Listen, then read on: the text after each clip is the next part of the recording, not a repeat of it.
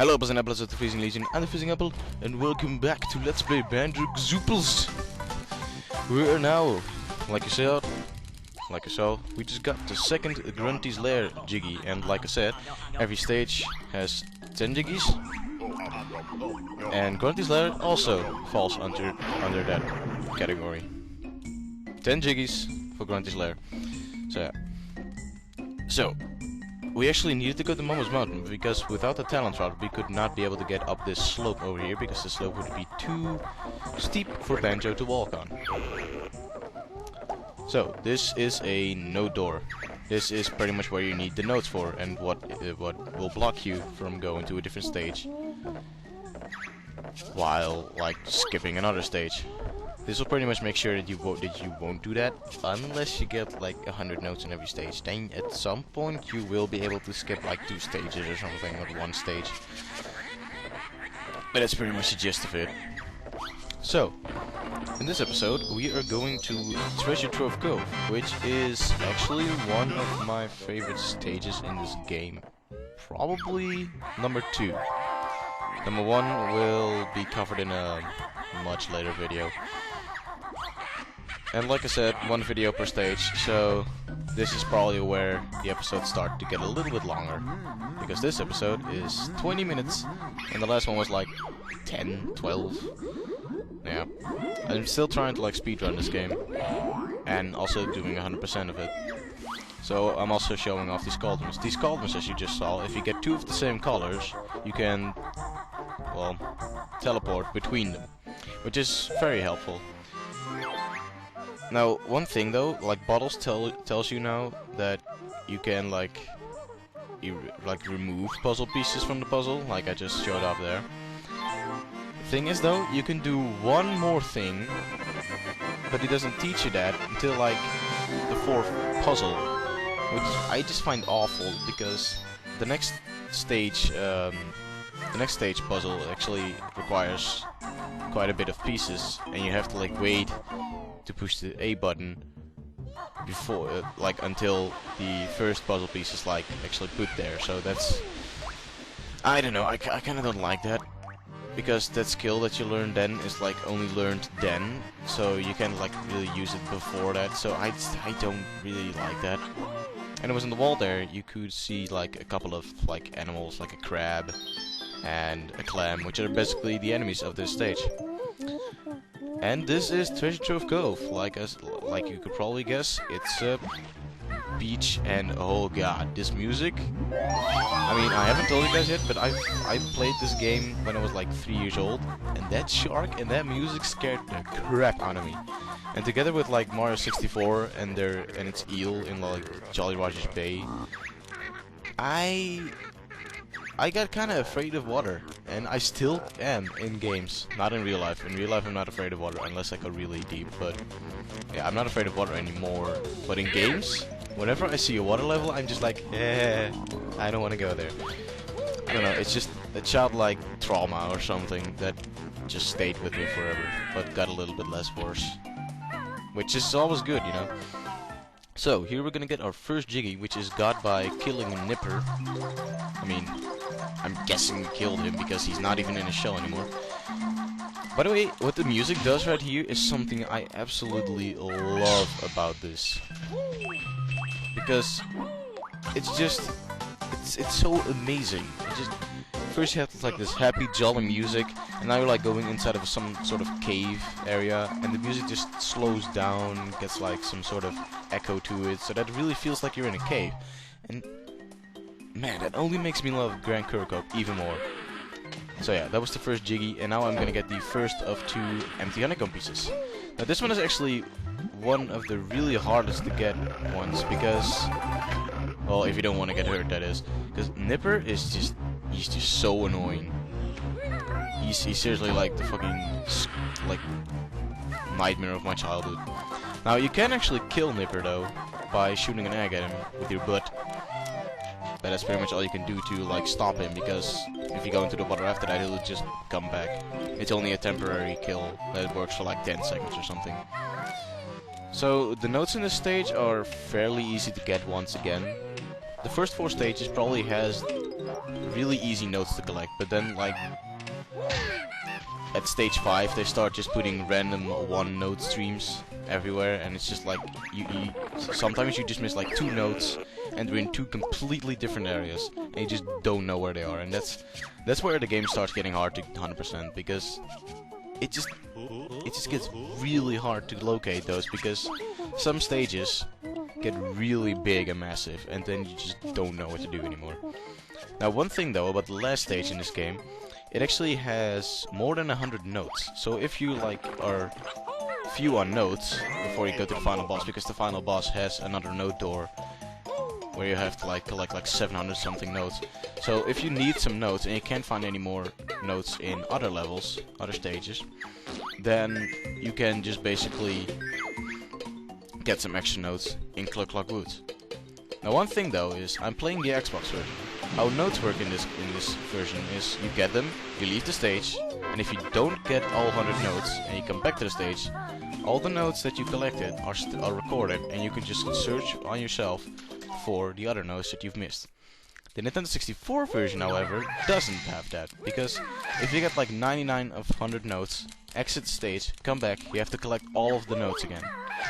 That's something I don't like, and I know that they could have programmed it so that it wouldn't do that, but at the same time I do like it, because it gives you an incentive to not die.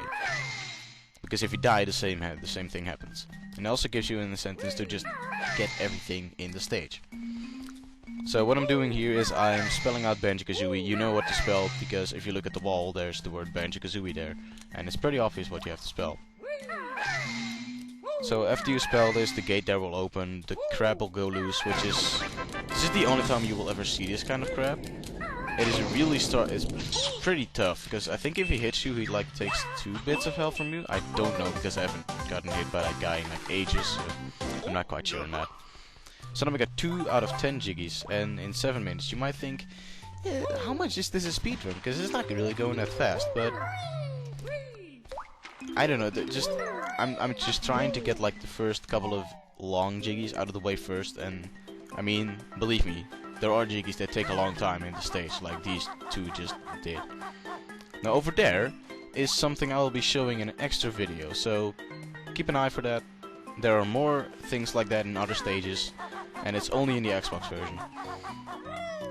Which well, it's also in the Nintendo 64 version, but you have to like mod it and hack it to get to it, because it's called stop and swap.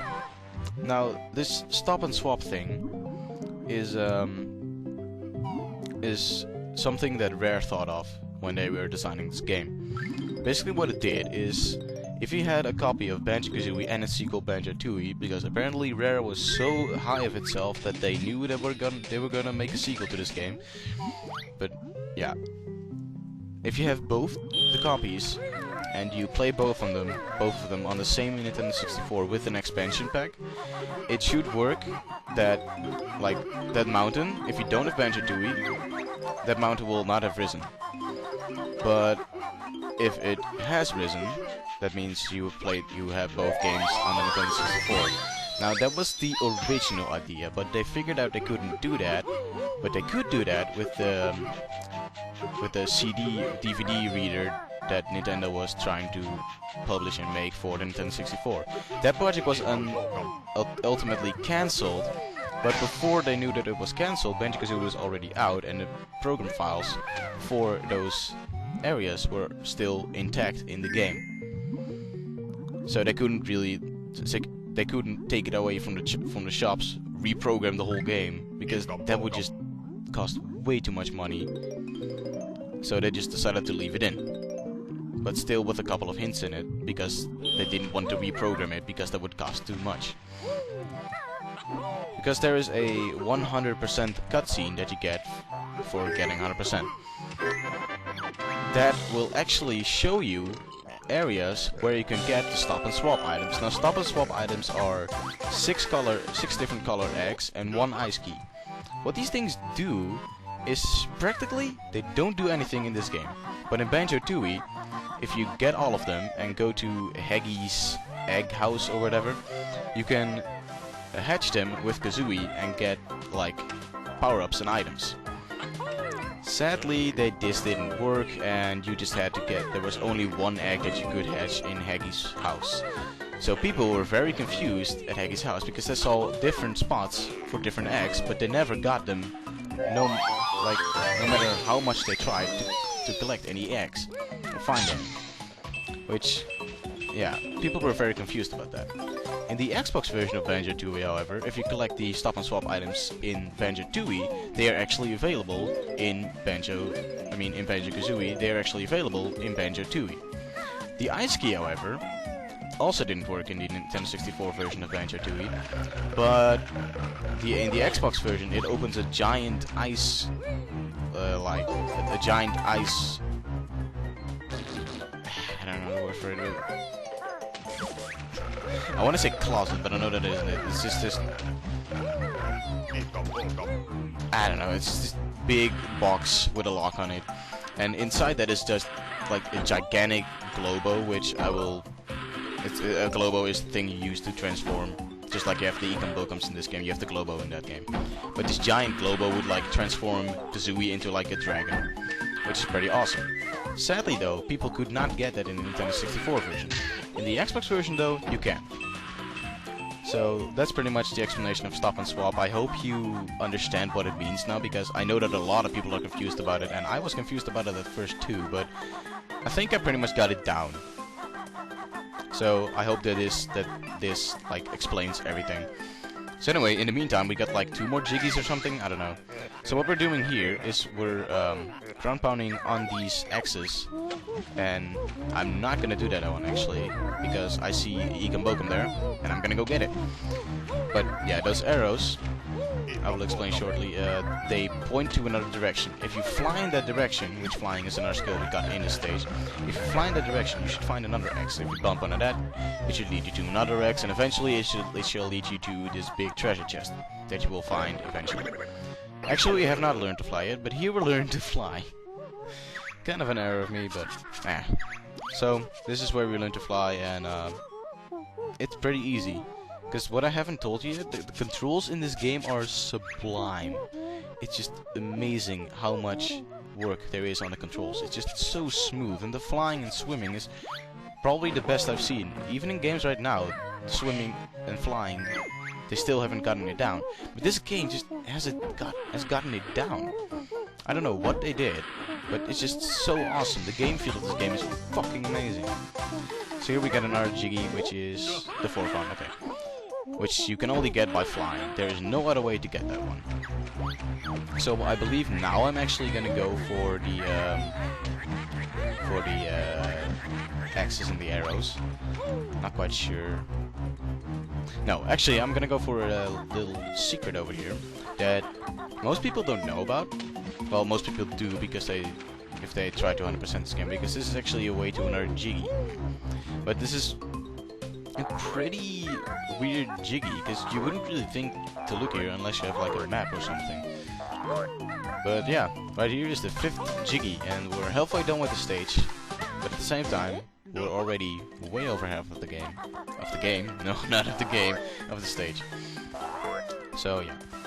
That was jiggy number 5, pretty easy jiggy to collect, and apparently now I'm swimming because I got under the box, and now I'm scared because I see fucking shark over there. I don't really remember his name, I'm just gonna call him Sharky. He's actually in another stage.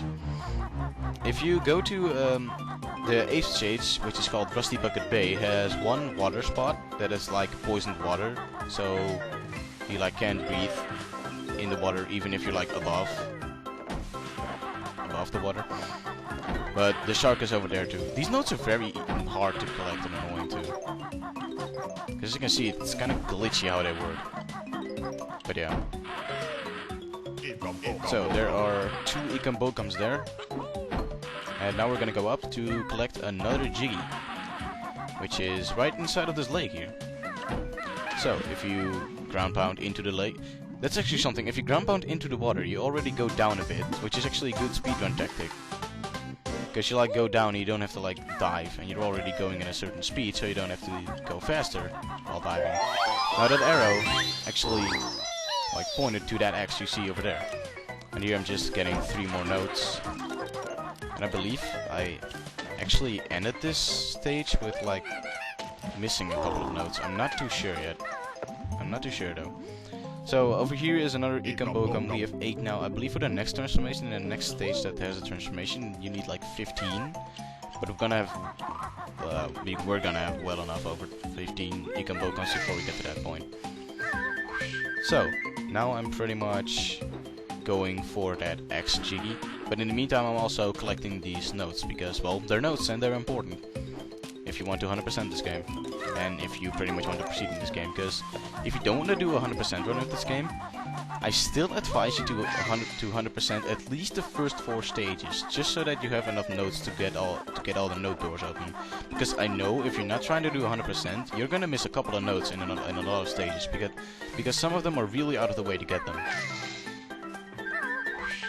But anyways, this will lead you to the last X over there, which is actually kind of a tricky X, because once you get there, well, you'll see in a minute, because first I'm gonna get the 6th Jiggy, which is over here in an alcove in the mountain, which is pretty easy to get.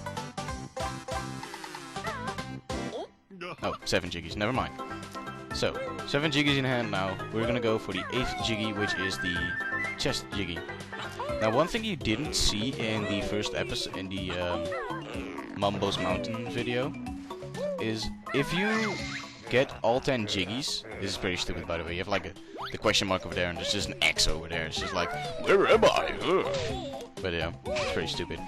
But if you get all 10 Jiggies in a stage, as Banjo, so not as an animal, he does a little dance, and you will see that eventually when I get 10 Jiggies. Speaking of Jiggies, here's Jiggy number 8. Oh, he totally just slaughtered that fucking guy. He's just murdered, just fucking murdered. Banjo is dead. Banjo's just evil. Just kills everything. Just like Kirby, you know? Kirby's also a mass genocide. Dude. I mean, even worse than... Okay, I'm not gonna make that joke. I'm not gonna make that joke at all. So, now I am going to go up on the mountain. Because yes, you can actually go up on the mountain. Which is pretty awesome. So, we get 92 notes now, which I believe that is not all. And I believe there are not 8 notes up here. I'm not too sure about that, though. So, here I beat the Yum Yum. Those are actually called Yum Yums. They are called Yum Yums because they say yum yum when they talk to you. So, yeah, I've been awarded a gamer pick, apparently. I don't care. I don't give a shit. But anyway, that was the Jiggy, that was the Jinjo Jiggy. I don't know, that word just cracks me up, Jinjo Jiggy. I don't know why I used that, but I chose to use that word, so I'm using Jinjo Jiggy. And I actually believe the last 5 notes are actually on this. So here's the grunty switch for this stage. As you can see, it shoots out a Jiggy out of that cannon. Now you get into this door by breaking it open, you get another Ikon Bokum, so there's 9 Ikon Bokums. I believe I actually missed 1 Ikon Bokum in a stage a long time ago. And now we have 100 notes and our 10th Jiggy, which means a little dance from Banjo.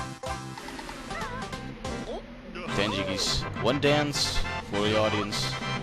And now he's gonna jump off the fucking mountain and die. I think that's what it is, yeah. He's gonna jump off the mountain and fucking die. I always love doing that, especially when I get like 100%, because I did this accidentally in the Nintendo 64 version with 99 notes. I was angry. But yeah, see you guys next time for the next stage, Clanker's Cavern.